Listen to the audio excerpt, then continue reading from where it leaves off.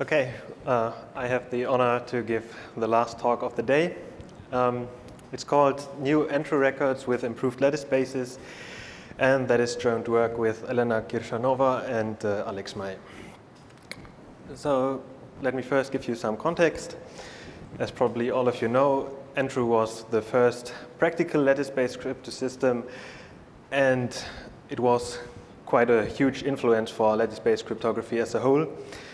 And in particular, now most of the now standardized NIST PQC schemes are heavily influenced by NTRU.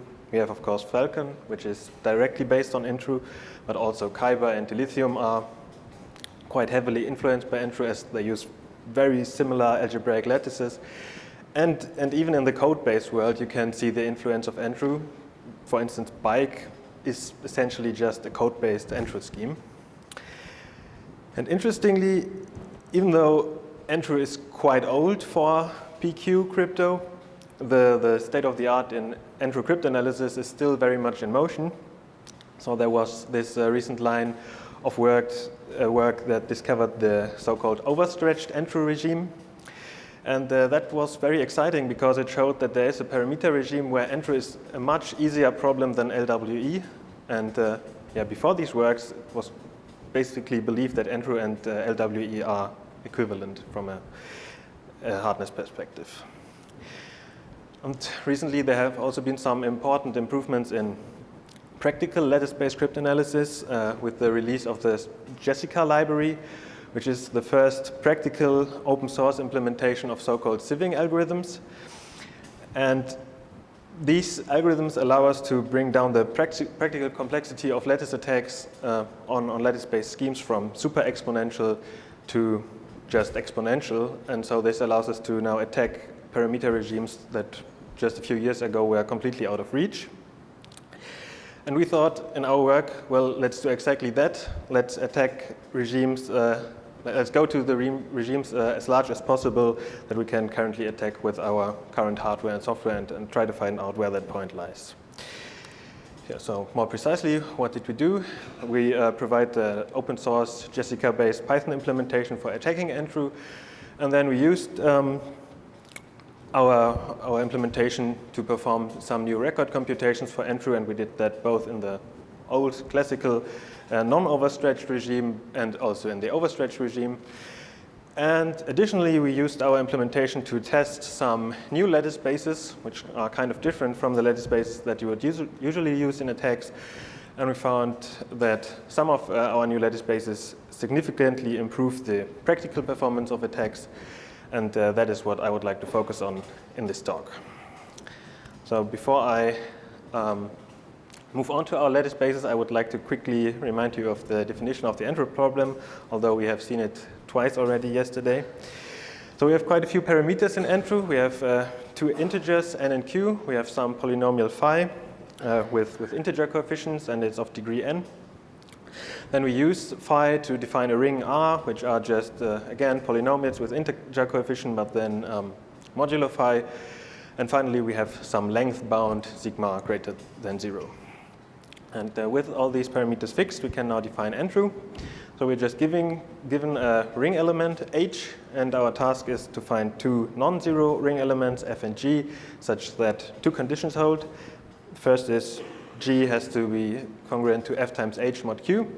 And secondly, F and G have to be kind of small, which precisely means that the norm has to be smaller than sigma times the square root of n. And this notion of length here simply means taking the Euclidean norm over the coefficient vector of these polynomials. Okay, now let me show you how you would usually attack NTRU.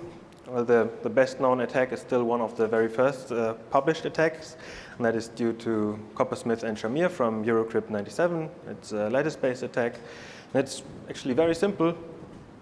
You simply identify your ring elements, which are polynomials of degree n-1 with their coefficient vectors, which are n-dimensional vectors. And then you look at the following set L, consists of all tuples G and F coming from our ring R, with the property that G is F times H modulo Q. And by identifying the ring elements with their coefficient vectors, we can view this as a subset of Z to the 2n. And you can easily check that this set forms a group. So it is a subgroup of Z to the 2n, so it is a lattice. And we know that all now vectors in this lattice already satisfy this condition. So the first condition that we have to satisfy for solving the NTRU problem. So to solve the NTRU problem, the only thing that we have to do is to find a short vector in the lattice, right? If we have a short vector in this lattice, then it satisfies additionally the second condition of the NTRU problem, and so it is a solution. So how do you find short vectors in this lattice?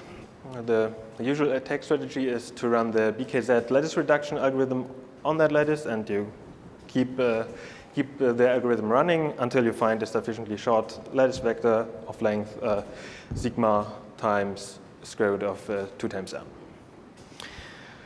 n. Complexity, it's kind of difficult to estimate the exact complexity of this attack strategy, and this is still very much an open research question to get tight bounds for the complexity of BKZ. And I don't want to go into the details of that. I just want to note that the complexity mainly depends on the lattice dimension, which is in our case 2 times n, and additionally on the so-called lattice gap. That kind of measures how short the vector that we want to find is compared to what you would expect for a short vector in this lattice. More precisely, you take the length of your short vector that you want to find and divide it by the so-called Minkowski bound, which is just square root of the dimension times the determinant of the lattice taken to the 1/dth root. And then in our case, you can easily show that this is upper bounded by sigma divided by the square root of q. So essentially, all the main parameters of the NTRU problem, n, q, and sigma, somehow show up in the complexity, right? We have n here, and we have sigma and q as well here. For an efficient attack, you want to have both of these things small. So you want to have the dimension small, and you also want to have the lattice gap small. And the smaller you can get these, the more efficient your attack becomes. I would like to discuss a very natural idea how you could, in principle, decrease the lattice dimension a little bit. So many NTRU variants define the ring R as Zx modulo x to the n minus 1. And that's a bit interesting because this polynomial is not irreducible. Right? If I plug in 1, then I get 1 minus 1, so 0. So 1 is a root of this polynomial, so I can split off a factor of x minus 1 from my polynomial, and then I get this identity that x to the n minus 1 is x minus 1 times, and then the sum of all powers of x going up to n minus 1. And typically, n would be a prime number, and maybe if you remember from your algebra classes, then if n is prime, then these are the first and the nth cyclotomic polynomials, which we call phi 1 and phi n. And now this observation can be turned into an attack by just looking at the Chinese remainder theorem. Now that we know that our polynomial splits into 2 factors, we know by the Chinese remainder theorem, if we have a solution to our NTRU problem, defined modulo x to the n minus 1, then it also will be a solution to a different NTRU problem, either defined modulo phi 1 or phi n. And now, what I think is a very natural attack idea would be, we could now try to solve these new induced NTRU problems either over modulo phi 1 or modulo phi n. And once we solve this smaller dimensional NTRU problem, we could somehow maybe try to lift the solution back up to the ring where we actually want to solve it. So does that seem like a good idea? Well, if you do it modulo phi 1, then it's really easy to solve the NTRU problem because it's just a 2-dimensional lattice problem for which we have polynomial time algorithms. But lifting is here very difficult.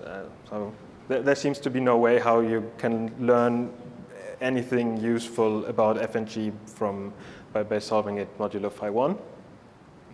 In contrast, if you do it modulo phi n, then the lifting step is very easy, but the solving step is not so clear if we now made the problem easier or maybe more difficult. So intuitively, you would probably think, yes, that should be easier now, because we change our ring dimension by 1, so the lattice dimension decreases by 2, and you can also easily check that the lattice gap won't change. So for lattice reduction, that should only help us. But if you now run the current best known estimator for BKZ on this lattice, it will tell you that you actually made the problem a bit harder, which may seem strange, but let me try to explain why that is the case. So this ring defined by x to the n minus 1 has a quite nice property that if we multiply any polynomial like g or f with the power of x, so the power of our variable, then this does not change the norm. And that's basically due to the fact that in these rings we have that x to the n is equal to 1. And by that, multiplication by power of x simply corresponds to a cyclic rotation of the coefficients. And that has an interesting consequence that over this ring, our NTRU problem has n different solutions, and these solutions are simply g and f, but with all powers of x multiplied to them, going from 0 up to n minus 1. And the estimator by DDGR20 can see that we have many solutions in an NTRU lattice. And it says that the presence of many solutions increases the success probability of the BKZ algorithm. So now let's contrast that with NTRU over phi n. We can just look at a very small example for n equal to 5 and some random f, which looks like that. If I now multiply x to f, you can see that the norm changes and it increases by quite a bit, right? Here we had only 1 or minus 1 as coefficients, and now we get 2s. So the f had norm 2, but now x times f has norm 3.6. So almost doubled in size. So what essentially happens is that by changing the ring, we lose some of our small solutions in NTRU. But as it says here, if we have many solutions, this increases the success probability of BKZ. So what we essentially do by changing the ring is we decrease the success probability of BKZ. And the estimator says the benefits of decreasing the lattice dimension, what we get by changing the ring, are outweighed by decrease in success probability. So yeah, this kind of says you shouldn't change the ring. But we weren't happy with that, and we still really wanted to try to change the ring to get some improvement. And so we tried to look at the geometry of that ring. So again, let us identify polynomials with their coefficient vectors. Now, in this ring, the situation is like you have some polynomial f, which now corresponds to a vector, and now I multiply some power of x to that polynomial, and I get a new vector which is significantly longer. But this picture is a bit misleading, because now it looks like as if there's no relation between f and x to the I times f. And that is certainly not the case. Well, we know there is some algebraic structure relating f and x to the I times f, and we thought somehow this algebraic structure must be resembled in the geometry of the lattice. And we looked very hard at it, and then figured out that there is indeed a geometric relation between these vectors. And it looks kind of complicated, but let me go through it step by step, and then it hopefully becomes easy. So what we could show is that if we multiply f by x to the I, then x to the I times f always has the following decomposition. It has one part which is just the multiple of the all 1 vector, so an integer multiple, and a second component which again corresponds to another ring element, which we call f tilde I. And interestingly, this new ring element, f tilde I, is not longer than the polynomial f that we started with. And yeah, that looks kind of promising, because so there kind of is a short ring element hidden in x to the I times f. But now we somehow have to tell lattice reduction that there is this short vector hidden. So how can we make this explicit to lattice reduction? We split the Euclidean vector space into two smaller dimensional vector spaces. The first one, which we call H, is simply the vector space generated by the all-one vector. And then we also look at the vector space that stands orthogonal on H. And if I now take x to the I times f and project it onto this vector space H perp, well, what happens then? And then we kind of eliminate the component that is parallel to the all-one vector. So the component of our vector that was large disappears, and we only get the projection of this part of our vector. And projection, of course, never makes the vector longer. For random vectors, it even makes them shorter.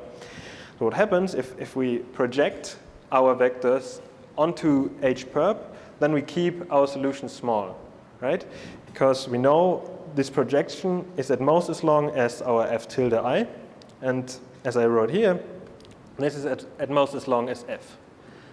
So we said, well, then let's just project the whole lattice down onto H perp. So we also take f and project it onto that vector space, and then we should have, again, a lot of small solutions, and that should probably be fine for lattice reduction, and we can really save something. So in more detail, what do we do?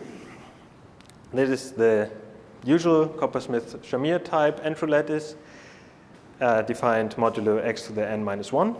And we wanted to change the ring, and that may seem like a nice idea because it decreases the dimension by 2. But as I showed you, that doesn't help in the first place, because we increased the length of some of the solutions, and yeah, then it hurts lattice reduction. But now we simply project our lattice down to this vector space H perp on the previous slide. So first we project the f part, applying the projection here. And as I showed on the previous slide, we now then decrease the length of x to the I times f. So that should already be quite helpful. And as a nice byproduct, we additionally decrease the lattice dimension by one more. Right? Because we go to a smaller dimensional vector space, we lose again another dimension. And then we do the same for the g part, so we also project g, and then we decrease the length again, but now of x to the I times g, and we lose another dimension. So in the end, what did we do? We decreased the lattice dimension by 4, and that's very nice, because we just hope for to be able to decrease it by 2, but now we even gain 4 dimensions. And additionally, we decreased the length of all the x to the I times g and x to the I times f. Now, that should be pretty helpful for lattice reduction. Let me show you how helpful it is. Okay, well, that seems pretty underwhelming. So on the horizontal axis, we have some. Or maybe let me first tell, so we now ran this on NTRU HPS, and as Q we choose 512, and now we did this for several values of n, and then we did it a lot of times to get the average complexity. And yeah, we measure the complexity in the so-called BKZ block size, beta. That's the main parameter of the BKZ algorithm, and the larger you take beta, the shorter vectors you get, but also the more expensive it gets to run BKZ. And as you can see, we kind of save 1 BKZ block size. So that doesn't seem like much, and yeah, asymptotically it is nothing. But what you should notice that when you measure the complexity in the BKZ block size, then that's essentially a log scale, because the complexity of BKZ grows exponentially in the block size. So if we just decrease the block size by 1, then in practice we gain actually quite a lot. And so let me get my magnifying glass. And if you now instead look at core days for the last 2 parameter sets, And you can see that we gained actually quite a lot. So I have the numbers written here on my tiny piece of paper. For 161, the Coppersmith-Shamir lattice required 39 days, core days, and our new lattice space is only 15. And then for the 171, we have 172 versus 83. And yeah, while asymptotically we gain nothing for practice, this really makes a huge difference. It's like a factor of 2 almost that we gain here. Yeah, and now I can already come to the end of my talk. So let me just give you 3 main takeaways from our paper. What we basically showed is that if you use NTRU with the typical NTRU ring, which is that x modulo x to the n minus 1, then this allows you to decrease the lattice dimension by 4. As I said, this gives no asymptotic improvements, but you get a huge gain in practical runtime. And maybe on a side note, unfortunately, or fortunately, depends on how you want to see it, you can't apply this attack to Falcon because here they made a clever choice and took the power 2 cycloatomic to define the ring. So they have a plus here instead of a minus. And that makes the polynomial irreducible, and our attack no longer works. Some more things in the paper. As I said, we have this open source implementation, and we have new record computations. We also have some more results for NTRU HRSS. On the previous slide, I showed you HPS. And for HRSS, we really went into the overstretched NTRU regime, where attacking NTRU is easier. So we could go up to much larger values of n. So there we went up to n equal to 211, and there we required a block size of 93, which probably wasn't reached before in practice. And additionally, we used our ideas to have another look at the old NTRU challenges, which were published by Security Innovations a few years ago. And they were solved up to N173. So 181 was the first unsolved challenge, and we were able to break it. And there we required also a record BKZ block size of 109, and that took quite a lot of computation power, so almost 20 core years. Yeah, that's the link to our paper, to our code, and that's everything I wanted to say, so thank you very much.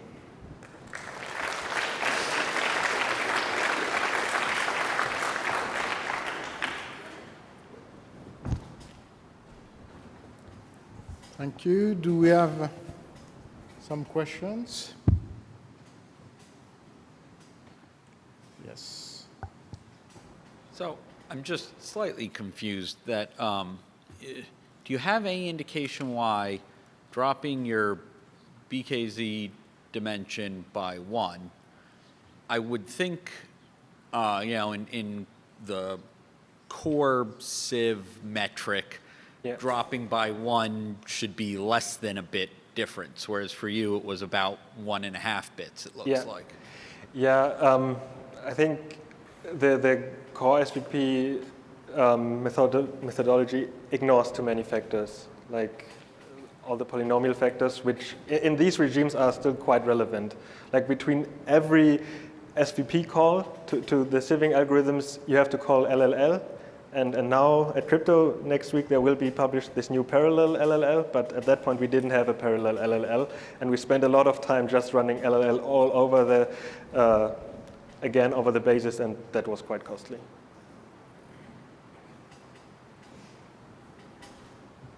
One more, yes, go ahead. Sure, just a quick question. So just out of curiosity, I guess if you're looking at Falcon as an example where the attack's not applicable, just I guess it's got the irreducible there.